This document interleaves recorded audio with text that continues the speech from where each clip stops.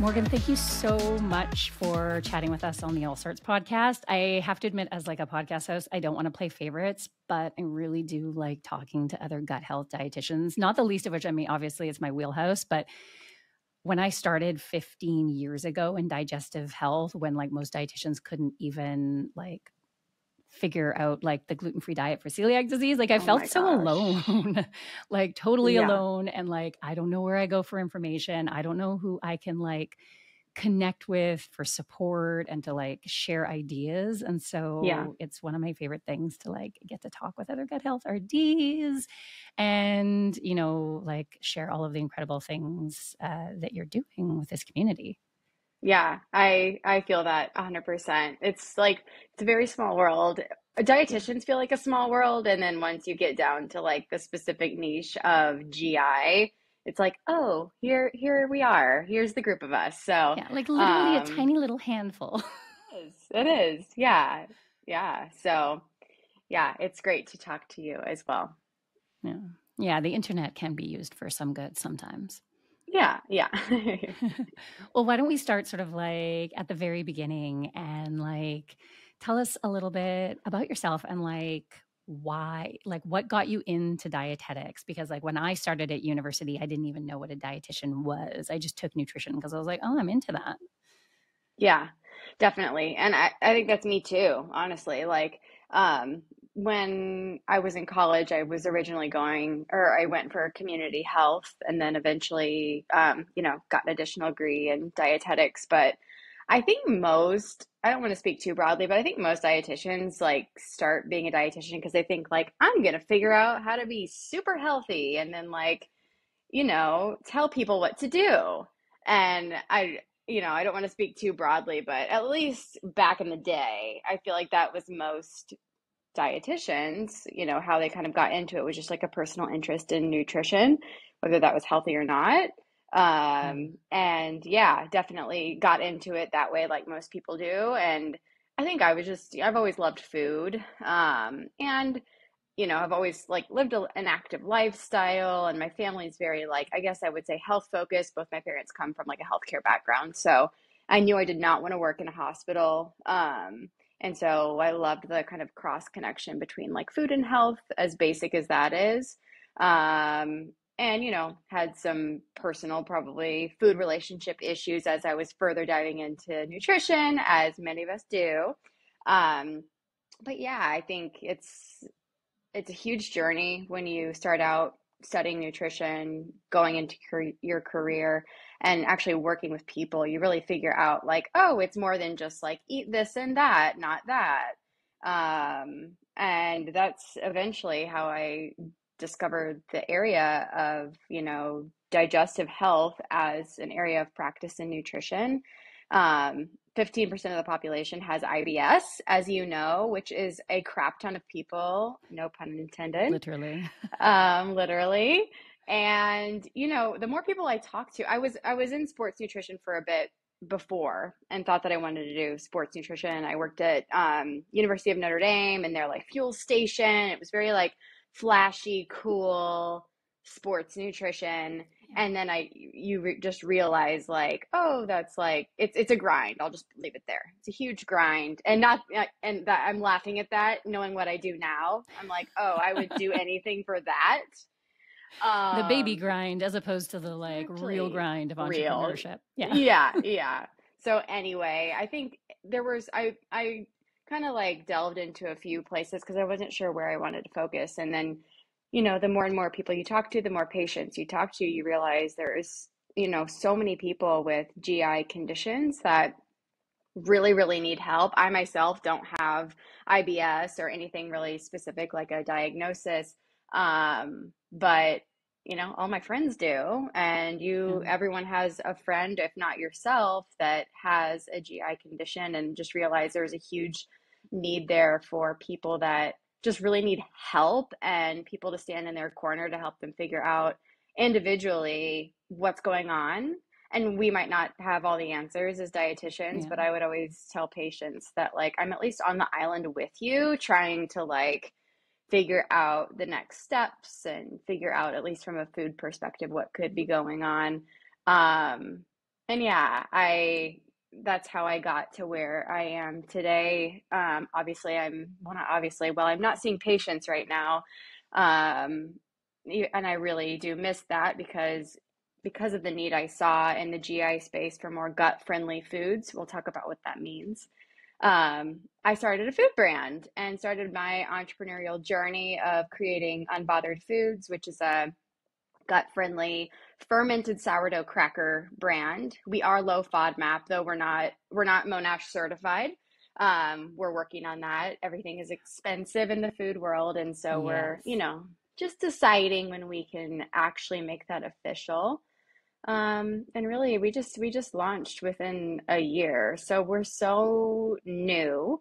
But I feel really passionate about this space in food because I worked with hundreds of patients that needed help and they were on the low FODMAP diet because they were trying to figure out what was causing these issues. And a lot of times there's not good information online about the low FODMAP diet, or like, you Google that and it's just this giant list and then it's like shut down moment. And I want to be able to empower people to feel excited about eating again, and but that they can also trust the brand that's telling them, what they're Yeah. wanting to hear. And, marketing is everything, and it's very cool to be gut friendly right now. And big brands are saying gut this and gut that, and pre and probiotics, and just like it feels like slapping labels on things because it's trendy. And so I feel passionate about a dietitian led food brand that's actually like coming from a science background. So that's Yeah. me in a massive nutshell. Yeah.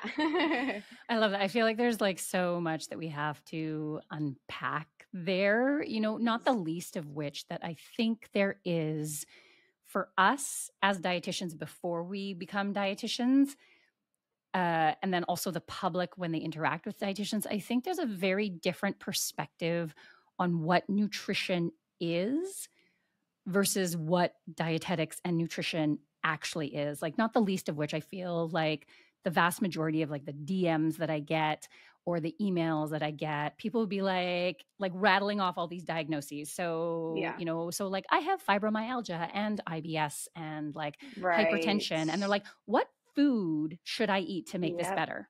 Like this idea of like Oh my one gosh. food, like Yes. it's one food or one Hmm. supplement, like magic, like poof, makes Yeah. everything go away. Whereas like we as dietitians are like, okay, like back up. I know you might feel confused when we're like, all foods fit, or like eating potato chips or an ice cream is not the end of you, while the internet is like shouting the absolute opposite. But we're like, Yeah. hey, like here's how we actually use food to help you feel better, and it's definitely not like one thing. Yes. Yeah. I mean, I hear that to my core. And I think that was the hardest. That is the not hardest, but just like, yeah, most difficult part about working with people. I myself want a quick fix. Like if I was looking for that, I'd be like, yes, like tell me exactly what to eat and I'll do it, especially if it's, leading to GI symptoms with other conditions mixed in. You feel frozen, you don't know what to do. So I totally understand like Googling what to eat, or just tell me this, I'll do it, because all of those things lead to so much stress in your life, and our lives are already stressful. So it's like you want to do the thing to get it done and figure it out. And I'm a problem solver, so I would be doing that too. And that's what we get from the internet and, TikTok, Instagram, that's just like eat this for that and it's done. And it's Yeah. so much more nuanced than that. And it's hard because it does take time to get to know yourself and your own body and what just well-rounded eating is, period.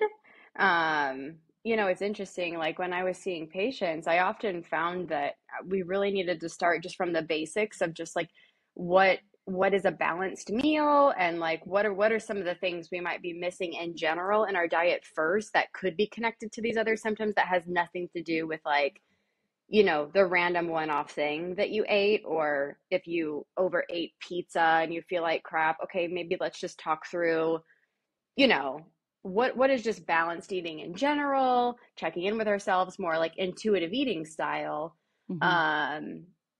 is a really hard like starting point, but it kind of is the starting point, you know? And that's why when I worked with patients, and we'll get into the low FODMAP, but it's just, we can't ever just start with specific foods, even though those can be good tools that we get to. We should never start with really specific foods, because what if our baseline isn't there and then we're just adding random things in? It's not really going to do anything. So, yeah. And I think that it can be sometimes because, you know, most of us grew up in, all of us grew up like literally bathed in diet culture, where we're like, oh, here's your goal and here's your specific diet plan or like meal plan to get there. And we're so used to very rigid structures around nutrition that the idea of like, here's the pattern, here's what we want to do most of the time, here's what we want to be focused on eating more of, can feel so untethering. And I understand how that can feel a little scary for folks, particularly when they do have a really concrete goal of like, wow, I'm having like 7 bowel movements a day and my gut hurts all the time. Like, just tell me exactly what to eat. Yeah, definitely. And it's almost, because our brains have been trained that way through society, it's like almost overwhelming to think of something like as a pattern. You know, okay, that sounds general. And it's almost like people don't trust that that's going to be enough. It's very much distrust if you're talking in general things. And I mean, you know, we talk about SMART goals. And if a SMART goal is like eat 3 meals a day, or eat, you know, if it's more broad, people are like, what? Like, that's a goal? And I'm like, yeah, we can show me that you can do that, you know, but it's harder than we think to have kind of just those core things that we're working on that, you know, might sound like silly goals or just basic things, but it's hard for us to do those basic things. So. Well, and I think that's, you know, I'm usually pretty skeptical of like the, you know, massive New York Times, like self-help books, but like Atomic Habits really resonated with me, because one of the things that he said is, but so often we are focused on the end goal and not the fact that it is habits that are required to get us there. And, you know, I think dietitians, particularly when we give really practical, concrete advice, like you need to ensure that you're eating 3 meals a day, like roughly the same time. People are like, that's not going to do anything. Like, that's so basic. Like, you don't know anything. Not thinking that in the back of our heads, we're going like, okay, so this is a gut brain issue and the gut really thrives on consistency. And here's why we need to get the, you know, like they're not seeing all of that. We the just science in the back. Yeah, exactly. Totally. I feel that. Yeah. And so I feel like this is a good time to start talking about and sort of delineating the difference between things that are really good for your gut long term versus what's helpful when something's off. Because I think as we talk about irritable bowel syndrome and as we talk about low FODMAP, there's always this mistaken idea that low FODMAP is somehow better for your gut. So like everybody should avoid FODMAP. So when we're talking a generally gut healthy dietary pattern, what's that look like? Yeah, and I think that's a huge differentiation.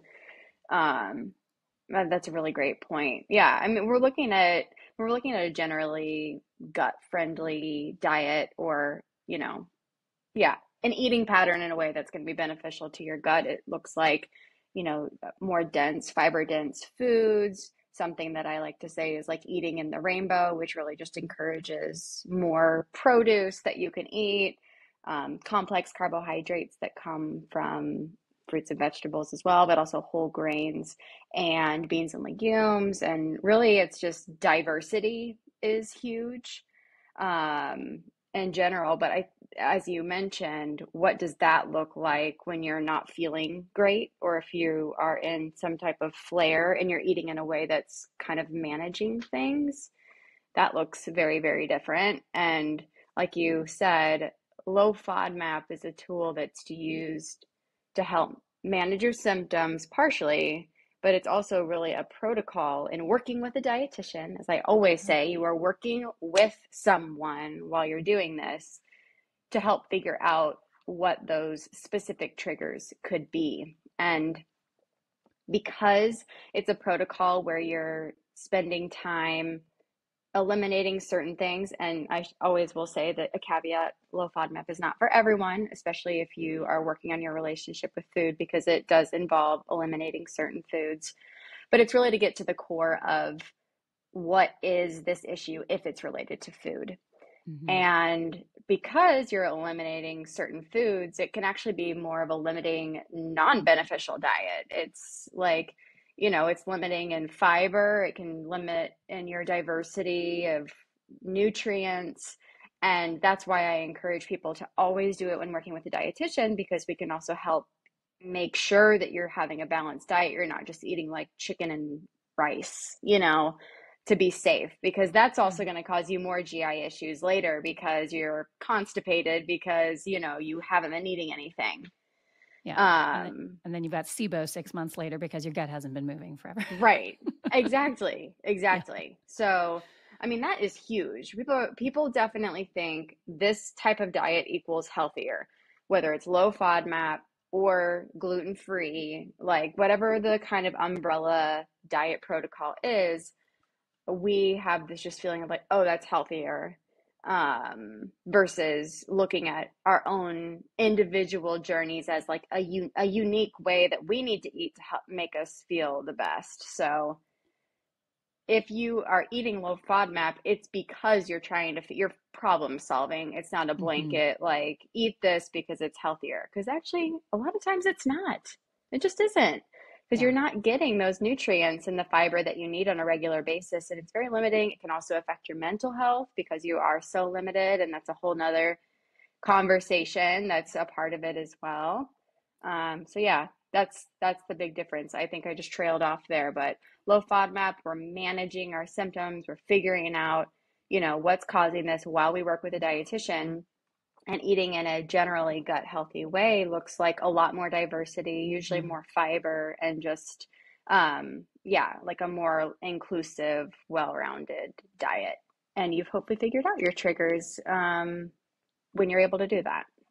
Yeah, I think that's such an important distinction to make, because I think the wellness discourse is overwhelmingly, at least on the internet, but also with a lot of practitioners too, it's focused on elimination as nutrition, and elimination is not nutrition. Like, after 15 years in digestive health practice, most of our clients are really surprised that our number one goal is to re-liberalize the diet. My goal is to get more foods back, because we see people who restrict, feel better for a moment because they've upset the apple cart a little bit, and then they feel much, much worse. And then they restrict, like they start restricting so much that they're coming to us on a really limited diet. They're like not getting enough protein, not getting enough fiber. They're missing multiple nutrients that are absolutely critical for healing and immune support, like zinc. And we're like, okay, the reason why you're feeling like this, it wasn't originally like this. Something else happened, but then we went down this incorrect road of elimination. And, I think particularly going back to my start where I did a lot of work with celiac disease and gluten-free. And as a dietitian, like I'm so happy that the gluten-free trend existed, because honestly, 20 years ago, if you had celiac disease, which you have no choice and you're eating this way for life, some pretty garbage options. Like you had sad food. Yeah, that's true. That's true. And now, like, as much as I hate people assuming gluten-free is healthy, because again, it's not, it's a therapeutic nutrition, support. There's so much better food so many now options for people who really need it. Yeah, very true. That's a good way to look at it, because I can definitely be cynical about diet trends, as many of us can, but that's a good way to look at it, as kind of like, making more room at the table for people that need it, while dealing with the trends. We'll deal with them if it's helpful for our GI people. So yeah, totally. And, particularly around IBS. And I think it's also important maybe to state that IBS is a multifactorial condition. And so nutrition is one part of it. And I've seen this in practice where, we will be doing the low FODMAP protocol, and people will feel like they feel better, like they're getting better. And then all of a sudden something happens, and then Mm-hmm. people feel so much worse. And they're like, oh, I thought it was low FODMAP. I thought it was the food. And you're like, well, the food obviously was improving things, but now let's talk about stress. Like, what happened in your life right now? Like, people forget that it's not just the food. It is stress.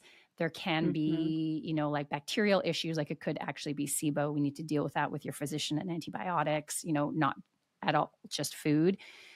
So let's talk a little bit about FODMAPs versus gluten, because I know a lot of people, and I think the message has gotten out that it's not gluten-free for IBS, but I still think there's a little bit of conversation where people assume that low FODMAP is gluten-free. So Yes. how does gluten/wheat fit into a low FODMAP diet? Like, how's that work? Yeah, that's great. And I'm still with the gut and with foods. It's like there's an ever-ending journey of learning. And even though I specialize in this area, I feel like I'm always learning. And yeah, there's so much knowledge that we still have surrounding all of what we're talking about. But so it's hard to grasp it all. But that's a really big misconception with low FODMAP, that it is gluten-free. Gluten-free foods that are grain products such as rice or quinoa that are naturally gluten-free, they are low FODMAP because they are gluten-free.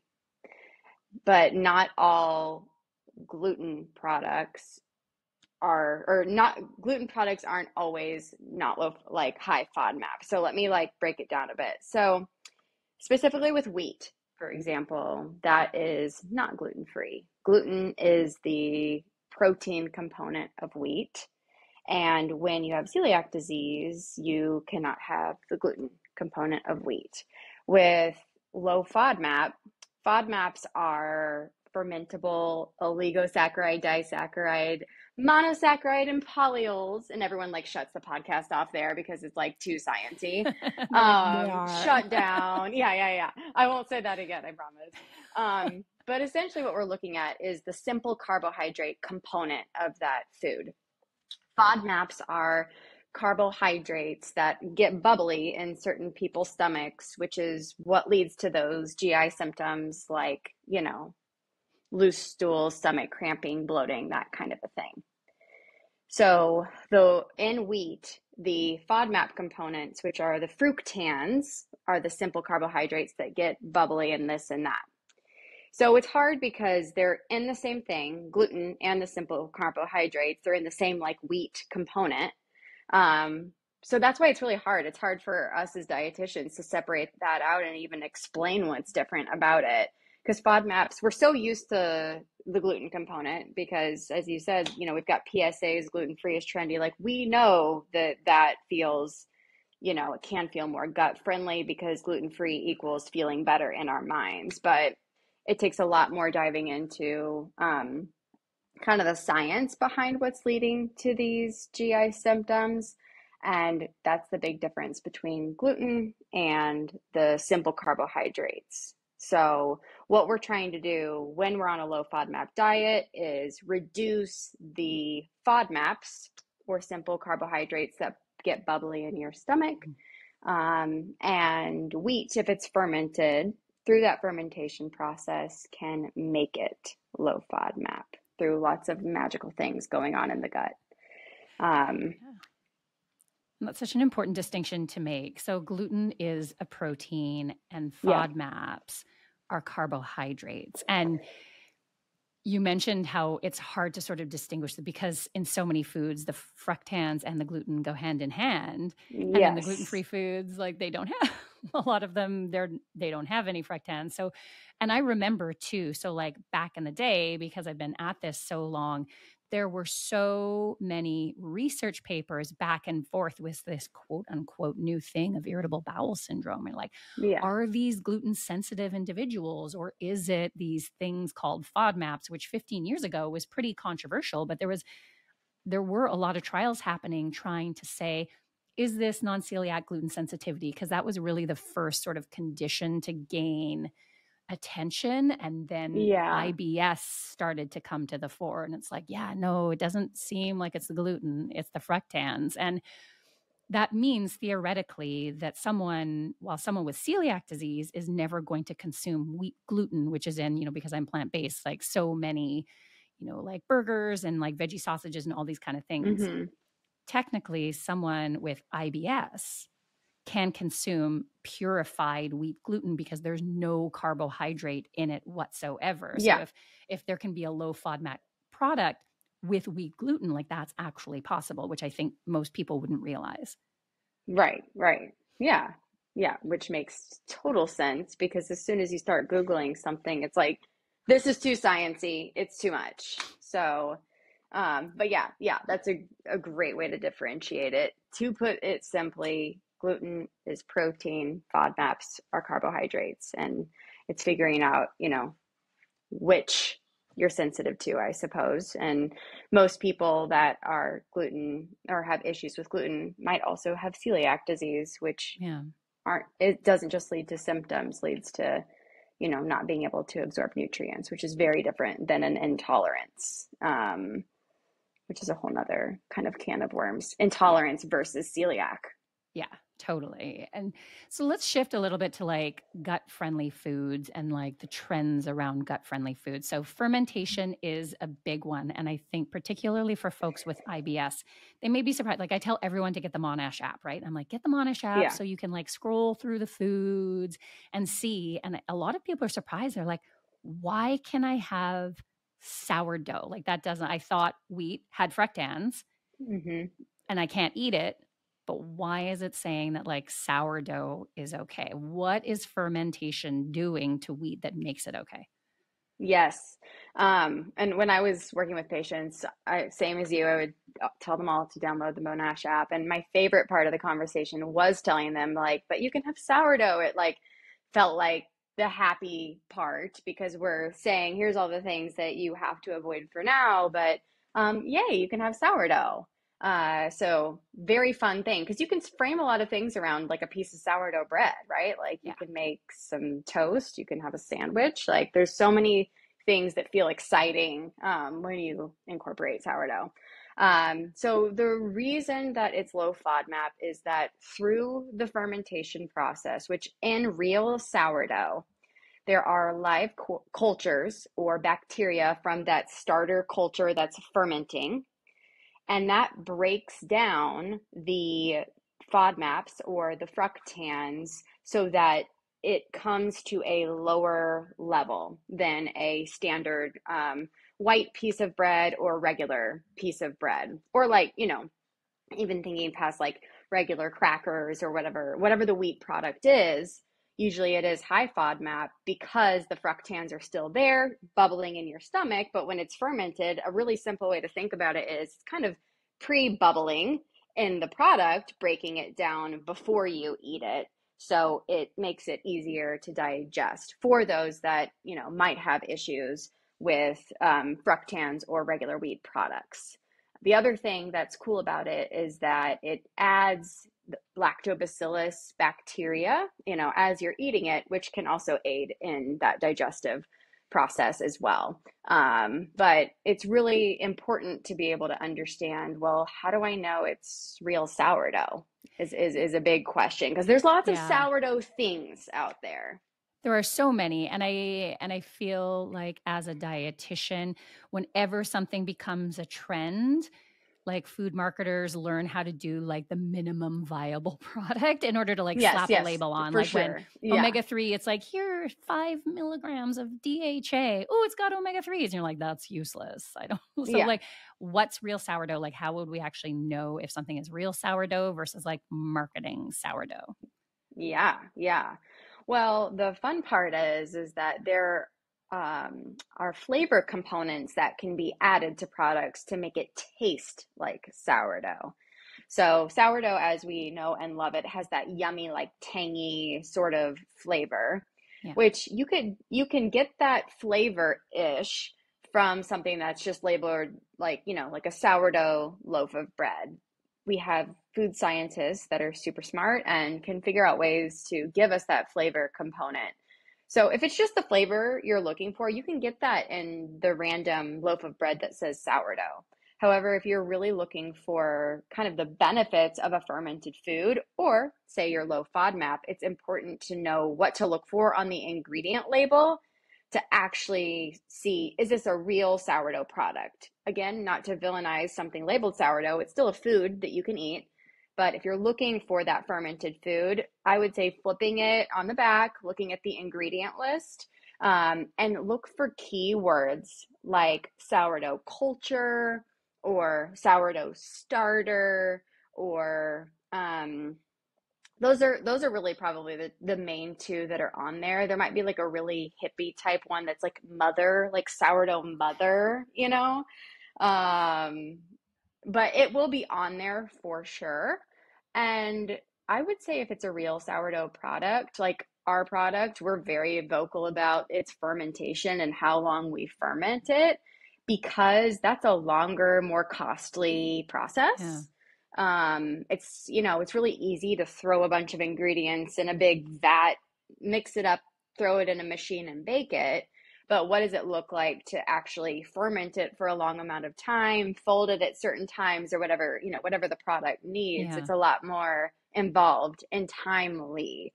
And so people are going to say on that package or on their website, like fermented for X amount of time.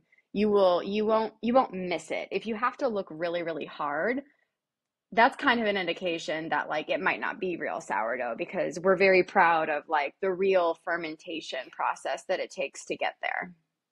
Amazing. So how is there sort of like, should it be 12 hours? Should it be 24 hours? Like in terms of, particularly because we're looking to ferment long enough to get rid of the fructans, how long should we be looking for? Yeah. So the very, very minimum is 12 hours. You'll see different research will show different amounts of time, but 12 hours is the minimum amount of time for it to be fermented. I usually like to recommend looking for like a 24-hour minimum fermentation, but the minimum that I've seen in research is 12 hours. That's so helpful. So it doesn't count if it's fermenting if it's fermenting for 30 minutes. So we're not counting that as real fermentation. Yeah. And I had a bread company pitch to me, and they're like, oh, it's fermented, but it was a very, very short fermentation time for the flavor. And then they add yeast to because you haven't fermented long enough. So we should talk about that. Yeah. Yeah. I was going to say that's actually another thing to look for on the ingredient list. If it says yeast, it might be an indication that they haven't fermented it naturally long enough, because yeast from the environment is what's fermenting that natural fermentation process versus adding yeast into a product. So that's a great point. Yeah. So if it says inactive yeast, however, that's probably not leading to like the actual fermentation process, because it's when it's inactive. Well, it's not activating, it's not fermenting. Fun fact, I just learned that inactive yeast can be added. It's a natural thing that can be added to a product to extend the shelf life. Mm-hmm.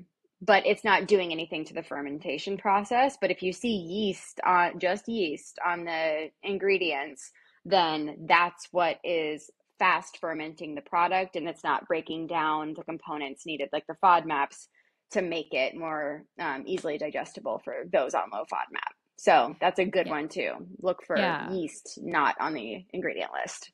It's an easy one to look for. And I always feel like dietitians say stuff and then we're like, I need to have 7 asterisks right now. But like the asterisk is not that yeast is bad for you. It's not bad for your gut. It's just that when we're looking for things that are properly fermented so we can enjoy them on a low FODMAP diet, a yeast might be like a hint that they are shortening it out a little bit.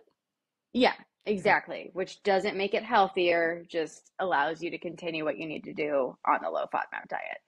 And what about fermentation, specifically sourdough and gluten? Because I think that's another sort of misunderstanding. And like, as when I'm working with people with celiac disease, they'll be like, oh, but like sourdough eliminates the gluten. And you're like, no. It doesn't eliminate. Sourdough products, even properly fermented, are not okay for someone with celiac disease. But fermentation does actually change the gluten a little bit. Yeah, yeah. So you might have to fill in some gaps in like what happens to the gluten bonds, Yeah. because I've got a one track mind, and right now I'm on, cracker production. But when you are fermenting, I mean, the fermentation really does focus on the carbohydrate component, mostly. However, there is some effect on the gluten where it, in simple terms, kind of like pre-digests some of the gluten there. It doesn't take it all away. So Hmm. like when you have celiac, you can't have any gluten. And so do not have sourdough unless it's gluten-free sourdough, which there are some brands out there. But it's really just reducing it from what I understand. And again, you can fill in the gaps. And so that's why if you have a gluten sensitivity, there might be a little bit more wiggle room in there, because there's a certain amount that your body might be able to handle. And the fermentation process might bring it to that level or change the composition of it in a way that you can digest it easier than a regular wheat product. When people are asking us about the product, when people see gut friendly, they always assume it's gluten free. So they go, "Are these gluten free?" And so that's always, a fun dietitian education moment of kind of explaining. I say, "Well, we call them gluten friendly," and that allows me to kind of explain what the fermentation does, makes it easier to digest for those that might typically be sensitive to wheat products. But that's extremely individual. So Yeah. I would encourage people to kind of like test at your own risk. That sounds scarier than it needs to, but you can, if you're gluten sensitive, then you might try having just a small piece of sourdough bread or something like that to see if it affects you. The exciting part is knowing, because you're gluten sensitive to gluten, it doesn't mean you can't have it at all. So there might be a little bit, again, it's one of those broader things that we don't like because our brains are so black and white, but there's a big difference between gluten sensitive and celiac. So this is kind of a fun fact for you. You might get to try some sourdough. And for my clients who, I always ensure that they go and they do their celiac screening and make sure they get a clean bill there. But then when it does seem that like wheat products or gluten containing products are sort of messing with them a little bit, for my clients who are like, oh, but I can go to France and I can eat a croissant. Those are the people I'm like, oh, sourdough. Yeah. So let's Yeah. try sourdough and let's see how that is for you. And there are so many immunogenic properties in wheat. And there are other compounds other than gluten that might actually be leading to the sensitivity, but it is for those people who are, I'm like, you should try sourdough. And then Yeah. if you just need gluten-free sourdough, here in Vancouver, we have this incredible bakery called Alchemy that does the most Ooh. wonderful gluten-free sourdough that is exactly like quote unquote real bread. I Oh don't my know how they do it. gosh. It's brilliant. I need to go. I need to make a trip to Canada to Yeah. specifically go there, because who knows, maybe we'll have a gluten-free line someday. Mm. Ooh. That sounds amazing though. Any Plotting the excuse to future. eat sourdough bread is, I'm there. I'm not mad at it. Yeah. I wanted to talk a little bit specifically about unbothered foods and the context of gut health snacks, because I really want to get in, because you're in this space. I want to like get your expert opinion on like this whole gut health snack like trend and like the different products out there and what you Yes. think. So let's start with like, what's a dietitian gut health snack actually look like? Because you made awesome fermented sourdough crackers. So tell us about unbothered crackers. Yeah. Yeah. So unbothered crackers, or unbothered foods, is we make fermented sourdough crackers. So like we were talking about before, we're really committed to the long fermentation process and using high quality ingredients that add up to a better digestive process for someone that's eating them. They are low FODMAP because they're real sourdough. However, gut friendly means something different to everyone, and that's just the honest truth. So um, these are not gut friendly to those that have celiac disease, because they are a real sourdough product. But we're kind of in that middle niche where it's like, well, I don't have celiac, but I'm not really sure about gluten. And Hmm. so we hope that people can kind of snack and figure out, like, where do I stand in that line, knowing that they don't have celiac disease.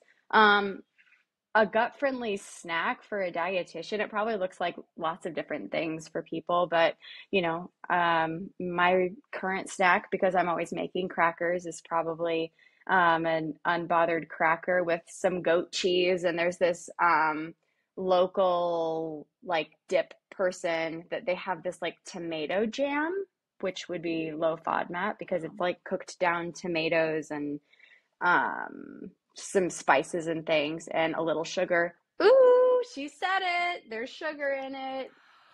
Okay, let's talk about sugar. I did not plan this, but we need to talk about sugar because one of the things I cannot stand on the internet is that people say all the time, sugar destroys your gut microbiome. And yet sugar, like regular old white sugar, is a low FODMAP food. Yeah. And particularly because I think one of the things that people don't understand is that if something is really well digested and absorbed, it's now in your bloodstream and therefore not traveling through your gut, interacting with your gut microbiome. So like, unless you have sucrase isomaltase deficiency, like unless you are like physically unable to digest sugar, you absorb that sugar. And like, how's that messing with your microbiome if it's already in your bloodstream and like nowhere near your gut bugs? Yeah. Yeah. You know, the answer to that is I don't know what these people are talking about. And nor do I click on whatever it is that they're posting to try to understand because I'm just like, no, it's literally just a carbohydrate, period. That's it.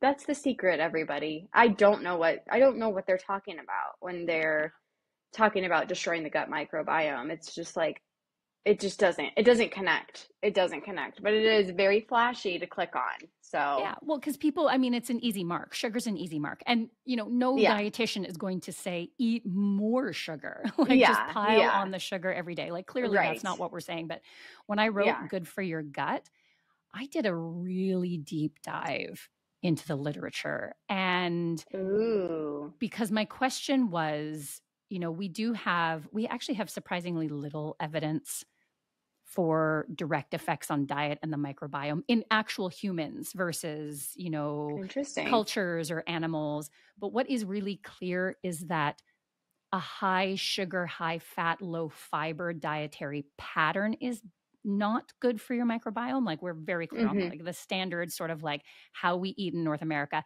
no bueno for our gut bacteria. But I could not find a single study that challenged the inclusion of sugar in an otherwise healthy diet at all. Like it doesn't exist. And I know people, because I will absolutely use sugar, you know, like a teaspoon of sugar in a salad dressing is like magic for your salad. And people makes you eat the salad. Yeah. And it just softens out the bitterness and the earthiness. And people who are like, oh, I don't like vegetables because, you know, they're just too real, you know, like a single teaspoon of sugar in a salad that serves 4 people, it eliminates that. But people are so on off about sugar that they're like, oh, well, that's sugar, therefore that's unhealthy. It's like, not at all. Right. Yeah. And your gut is okay. Your gut is okay. You can have this sugar and it's like that's not the issue there. Leave sugar alone. It's gonna be okay. It's gonna be okay. And actually your body probably needs some of it, especially if you've been avoiding it like the plague. If you're, you know, deep into diet culture, like your brain is probably not getting everything that it needs to be on point. So let's add that teaspoon of sugar. Exactly. Let's make it happen. Okay. Yeah. So other gut health snacks, one of the things, because you're in the States and I'm in Canada, I see all these glossy things on the internet and then I try them when I'm down there. But there is such an explosion. And I was reading, I don't know if you read Snack Shots, the newsletter. Oh, yeah. Oh yes, right? Of course. And so, I mean, of course. So I will link it in the show notes for anyone who's super nerdy on like food and bev and design because it's the coolest newsletter ever. But she did this amazing deep dive on how like the low FODMAP trend is really taking off. And there's all these cool products like Belly Welly bars, for example, and things like Olipop, which we can't really get here. I've tried it. It's delicious. But so we were talking about like a gut-friendly snack and some of these Yeah. things like Belly Welly bars are really, they're low FODMAP. So like that's the obvious reason why they're saying gut friendly. Mm-hmm. Olipop has prebiotic fibers, which is why Yep. they're saying it's gut friendly. Like what should Yeah. people be looking for to sort of get through the marketing? Like which of these products are actually good? If you're looking for prebiotics, like how many prebiotics is enough? Like what's Yeah. legit and what's just glossy marketing? Yep. Yep. And there's a ton to unpack there. Um, yeah, actually, I bringing it back to Snack Shot quickly. I had reached out to her because I saw her post that and got the article, and she actually came to Chicago and did this like snacks bus tour. So I've met her and talked with her, and yeah, it's very snacks are very much the thing right now, especially if your like algorithm is telling you that it's very much the thing. So, but yeah, I mean, a lot of it is marketing. So I think we should, again, maybe this is like a my cynical brain slash dietitian brain, knowing what actually is in foods versus what's on the labels. But it's kind of just being like, okay, it's saying this, but what does that mean? Just asking that additional question when it's saying, this is gut friendly, this is that. It's just kind of like, what do they mean by that? And not just immediately trusting, knowing that this is a product that's being sold to me. Like, Yeah. that's something that we need to understand, especially if you're looking for those products with a condition. I think there are a lot of people that have digestive issues and just look up gut friendly this and like just trust it because it says gut friendly. And unfortunately, that's not a regulated like term. So the big thing of fiber, well, sure, that'll say gut friendly because some people might be able to handle that, but that could be like gut destroying for some people whose bodies can't absorb that. So it's just kind of, it is that individual thing where we're figuring out what's gut friendly to us. Low FODMAP is generally what we would call gut friendly if we're thinking like less digestive issues. Mm-hmm. So if you want kind of like a safe food and you see that something is low FODMAP, that might be a way to go, okay, I haven't had this before. Like it's low FODMAP. Okay, for many people it might be easy to digest. Maybe that's okay for me. Personally, I guess I would see that and think this isn't going to lead to as many symptoms. And I think that could be a safe way to look at the term low FODMAP on products. Um, the interesting thing with, I won't name any specific brands, but with lots of these beverages that are saying that are like high fiber beverages, I'm a little like wishy-washy with those because at the surface level, it's fine to get fiber through your drinks. 10 grams of fiber through one beverage is fine. If you're someone that can handle anything in your gut, that can handle these things, oftentimes the fiber that's added to lots of these like high fiber products that aren't whole foods, so the fiber's literally been added into it, comes from chicory root or inulin, which are fine natural fibers for most people. But if you have IBS slash are, especially if you're on the low FODMAP diet, that those are not low FODMAP because they're super fermenty in your gut. Like the And literal so, worst thing for you at this moment. exactly. And so let's drink it all in a beverage in about 5 minutes and just like dump it. We're just dumping pure fermented, like fermentable stuff in your gut. I don't have IBS, but I personally can't handle chicory root. And so when people have issues with like drinks, like protein drinks, especially plant-based protein Yeah. drinks, most of them have inulin or chicory root because it is an emulsifier. It is something that adds some fiber, not naturally bad or evil, but it might not feel good for those that have a GI condition. So how confusing is that to see gut friendly plastered on everything? And to this brand and to their experts, I shouldn't do the air quotes thing, that's mean. To this brand and their experts, it's like add a bunch of this type of fiber without knowing, oh, there's this whole subset of population that are looking for gut friendly products that will literally hurt their stomach. So I don't know. There's so much to navigate. It's hard being a consumer. There is. It is really hard. Like, it's hard for us as dietitians to keep up, and then as a consumer. But I feel like that delineation is really great that you gave, that if something is quote unquote gut friendly because it's low FODMAP, that's a really good indication that something's just going to be gentler on your gut. And so even if you don't have IBS and you're just going through like a really bloaty time and you're like having a hard time, this might be a great thing because you know it's going to be gentler. But then everything else that purports to be gut health, many of the time, like most of the time, it will be because they've enhanced fiber or probiotic. Oh my gosh, I have a whole thing with probiotics, because just because something is a bacteria doesn't mean we have data to show that that specific bacteria does anything. And most of the probiotics that are added to foods are spore-forming bacteria that have research to show that they stay alive in those products, which is like a win over a decade ago, but no research to show that they have any benefit for the human microbiome, which is one thing. But then you have that other category of fiber foods. And while we do have a lot of research to confirm that prebiotics, also when you give them inadequate amounts, like the amount of prebiotic, like inulin, for example, that you need is like between like 5 and 20 grams of fiber a day. Most people with anything going on in their gut cannot handle that. Like that will feel like lava, like molten lava bubbling away in your gut and like tearing your gut lining. So you do have to, I love that question of like, why? You say it's gut friendly. Why? What does that actually mean? Because if you're an IBS gal and you pick up all that inulin stuff, like you're going to feel awful.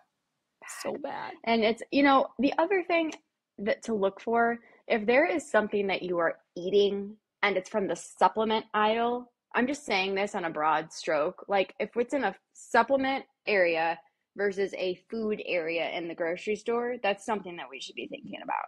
Like, how is this not registering as food in our data system? And a lot of times those foods, again, won't name specific brands, but if you find them near the supplements, it's probably an indication that there's things added to it that might not sit super great, including inulin and chicory root. Again, if you have a stomach of steel and you're like, I can eat anything and it doesn't matter, like that's fine. But for many people, that's not the case. So look for food, and starting in the food area, I would say generally. I feel like that's a good place to start. The other thing that I'm noticing too is all of these like candies, like no sugar candies that you look on the back and they're like, we have 25 grams of fiber.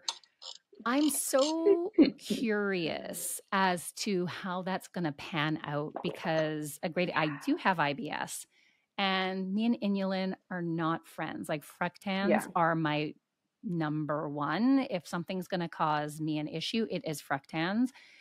And I can eat like a whole bag of those Smart Sweets candy. I'm just going to say it because I do like them. So like shout out to Smart Sweets. I think they're delicious.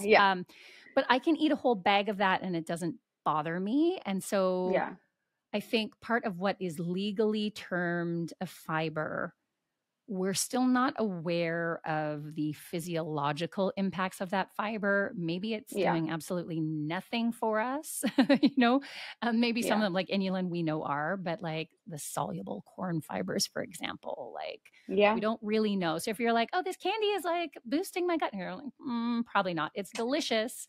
And if you just want to have a candy without the sugar because you don't want to crash, go for it. But maybe let's not think we eat candy for our gut health. Like, let's think we eat like vegetables and grains for our gut health. That's where we need to get back to. Yeah. And that's where it's all back down to like simple. Like, is this one thing saying it's going to solve something for me? Red flag. That's a red flag. Like if it's saying eat this and you will feel this, that's usually a red flag. And that takes us back to earlier in our conversations of like patterns and including these things into our diet versus looking at this, like no one should eat my sourdough crackers and go, my stomach is going to feel better because I'm eating this one thing in my diet. We're looking at the whole picture. So that's so important. It's just adding in. Okay, so I'm going to like flip it a little because we spent so much time talking about like dietary patterns, also to be really wary of gut health snacks. I want to, as Mm-hmm. like a last question before we get into the rapid fire, because you're a gut health dietitian, if someone was working on their overall, we're going to frame it as a dietary pattern, we're working on our overall dietary pattern. Mm-hmm. What are or five things you would like to see them consume more of? Assuming someone doesn't have IBS. They're like, no, I just like, my gut's not amazing, or just want to keep it amazing. What are like Yeah. 4 or 5 things you would say, okay, start bringing these into your dietary pattern? Yeah. Yeah. Definitely. So pattern is the first thing. Like, what is our pattern of eating? That would be the first thing. If you're someone that's like, I'm working a ton and forgot to eat lunch or whatever the case may be, or I'm skipping this or that, I think getting into a regular pattern is key. And then within those, we're looking at a balanced plate goal. So the basic of that is some kind of protein source, some kind of carbohydrate source, and a complex carbohydrate source, maybe coming from some non-starchy veggies. Another category I would add in, if your stomach is feeling up to it, is beans and legumes are an awesome source of fiber. But again, that's one of those things where if you're not feeling super hot, I probably wouldn't eat a bowl of black bean soup. Um, so yeah, beans and legumes, whole grains are huge. I think we're trying to like let's make wheat cool again. Yes. We're trying to do that too. I know that you are a supporter of wheat as well, but whole grains are huge, whatever that means. It doesn't have to be wheat grains, but oats, quinoa, that kind of a thing, things that are the actual whole grain, add that back into the diet. And make sure that you're drinking plenty of water. But it's just those basic things. And just think the phrase like, where's the color on my plate, or eat the rainbow. And if that feels overwhelming to you, it's just taking your really basic meal. Let's even say it's a peanut butter and jelly sandwich. Like on the surface, people might go, oh, that's not healthy. But maybe we get some whole grain bread, or even sourdough could be a fun way to change it up. Your peanut butter is going to be a good source of protein and fat. The jelly in there might give you an additional carbohydrate boost. And then, okay, where's the color? Maybe not from the jelly. Maybe we throw in like peaches are seasonal here in Chicago right now, and we cut up a peach and we cut up a mini cucumber to add to that. So it doesn't have to be like gourmet meal prep things, but really we're just looking at basic meal patterns and eating patterns, a basic balance on your plate of color, protein, fat, and carb, and then just making that extra effort to add in those higher fiber, more complex carbohydrates, sweet potatoes, beans, whole grains, fruits and veggies, that kind of a thing. And of course, Unbothered Foods, sourdough crackers as a snack. We are not a high fiber food because of how they're fermented and the wheat that we do use. So they're not a high fiber snack, but they're definitely like a more gut friendly food option to add in a carbohydrate component to your plate, and an easy way to add in a fermented food that isn't, say, kimchi or something like that might be a little bit more unapproachable. Fermented foods, that's a whole nother category I forgot. Duh. I know. I feel like there's a whole, we have a whole other I'm podcast like, everything just talking about fermented foods. Okay, let's shift to the rapid fire. So as always, I end every episode with rapid fire. I don't give these questions to the guests. They're like cute little softballs. So first one is, and I love asking this of entrepreneurs, one thing you learned about yourself in starting a business. I'm always learning things about myself, whether that's a good thing or not. This is a funny answer that I recently have thought about, that sometimes I just want to quit things. Like, I think a good entrepreneur is one that's like, I'm going to push through and like, I want to work through this problem. And that's constantly what you're doing as an entrepreneur. That's so hard. And I really have to like work against that. my natural is like, I want someone else to figure this out. And when you're working by yourself, that is not an option. And so I have a tendency to just put things off, put things off. We weren't recording at this point, but I need a new computer. There's one sitting in my corner that I need to switch to, and I'm just not, because it's like, it feels like I want someone else to figure out how to do all this stuff. So that's kind of a sucky thing that I've really realized about myself, is that I kind of want to be a quitter sometimes. Then a good thing is I feel like, I am able to do what I'm saying I'm wanting to do. Like I can follow the dream that I have. As basic as that sounds, like, you could do it. Like, just do it. It's so cheesy. I hate it when people would say that when I was like starting out, like, follow your dreams and la la la. But it's true. Like, you can do what you say you want to do. It's just committing to that thing. So that's a cool feeling to have. I love both of those things. I think sometimes knowing when to quit, being like, I'm working on this, specific project or this specific thing that I'm just grinding and trying to make work, and be like, why? Maybe I let this go because it's keeping me from doing the main thing. Or I also love that. I think sometimes you need to know when you're like, enough is enough. Yeah. I need to put this aside. Yes. All right. Favorite comfort food? Ooh.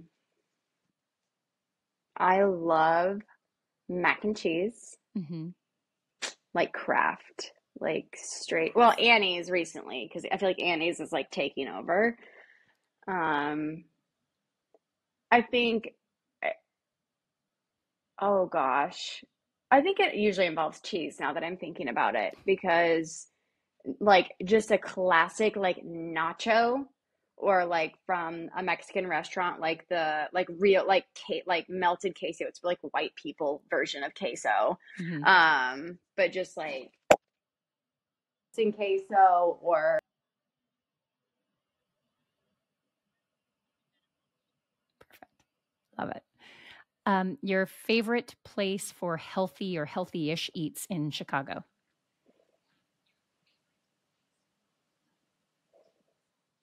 ooh. Sweet green is kind of basic. It's kind of We taking don't have over sweet green in too. Do you have a sweet Canada greens in yet, Canada? but I've been to them in the States, and they are pretty fun. Okay. Yeah. Yeah. They're good. That's a little bit more basic of one. Gosh. Recently I've been trying to change up like my order. If we're getting like Thai out, I've been trying to get like some type of like balanced-ish meal versus just like a pad Thai or something like that. So I don't really have a great answer for that, because my husband and I, we also just like love food, and we go to so many different places that we don't have like a lot of just places we That's amazing. always go. We're always trying to like find new places in Chicago. But I will give a shout out, if anyone listening in Chicago lives near Middlebrow, they actually have a pizza that has a sourdough base. And so they have amazing sourdough pizza, and their salads are I love incredible. it. Oh yeah, So, pizza's that's a got balanced all meal, of the things right? on it. I don't know Salad why and they. So what's pizza. the name of the pizza place? It does. It does. Middlebrow. And Amazing. if you live in Okay. Do Chicago, you you have already a know. secret You already know. talent, Mhm. no matter how small or how big? Oh my gosh. These are so hard.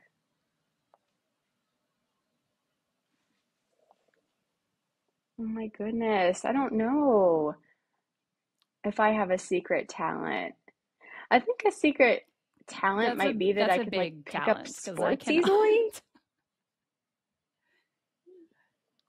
Like, like, yeah, I guess I grew up playing sports. So like my husband's recently gotten into golf, Apparently, because yeah. we're in our 30s now. So that's what you do.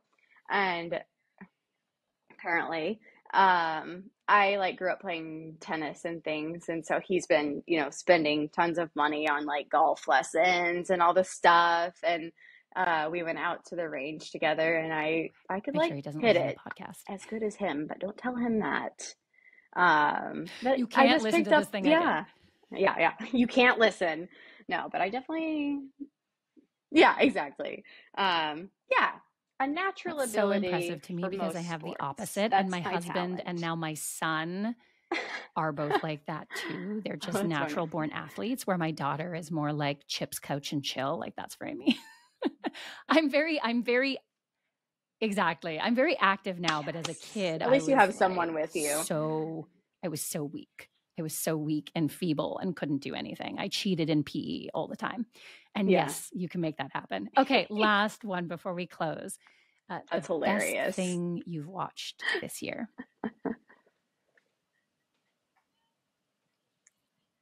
Yeah. Ooh. Well, I have to say The Bear. Well, and I also believe The Bear because it's in Chicago. And yeah, like that was definitely the best thing I watched this year because, like I said, we love going out to eat. And what was so cool about it is So that not only have you have watched the I second watched the season? I second won't like season, give it any came out a spoilers. month later in Canada than it did in the States. Not only have I watched it once, but then because I got so Oh, sick, we had to cancel our first podcast on Friday.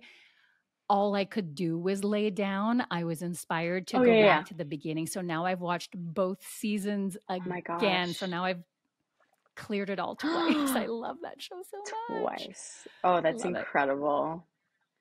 Oh my gosh. Okay, well, no spoiler, but in the second season, there's Mm-hmm. this sort of like montage of lots of restaurants, like, and it kind of flashes a bunch of different like plates and like it was so fun because we were watching it and we're like, oh my gosh, that's that place, and we could tell by just looking at the specific dish that they showed, and we like, there's a bazillion people that made a blog on like all the spots that were featured in The Bear, and like we were able to we knew like 90% of them just by the food that they were showing and like the table and setting it was on. So clear sign that we're spending too much money on food. But It's that so was cool. I very, think very it's one of fun being the in Chicago and having that come most out. exciting things to be on TV in a while, for sure. Amazing. Morgan, thank you Yes, so so good. much Highly for recommend. taking the time to chat with us. I love picking your brain about all things gut health and gut health snacks and trends. I'm really excited for everyone to try Unbothered Foods. We're going to put a little discount code in the show notes for everyone. So check that out. Support this new dietitian, woman-owned business because I love to see it. Thank you. Thank you so much for having me. This is a fun conversation, and I really appreciate your perspective and all your questions. So it's been fun.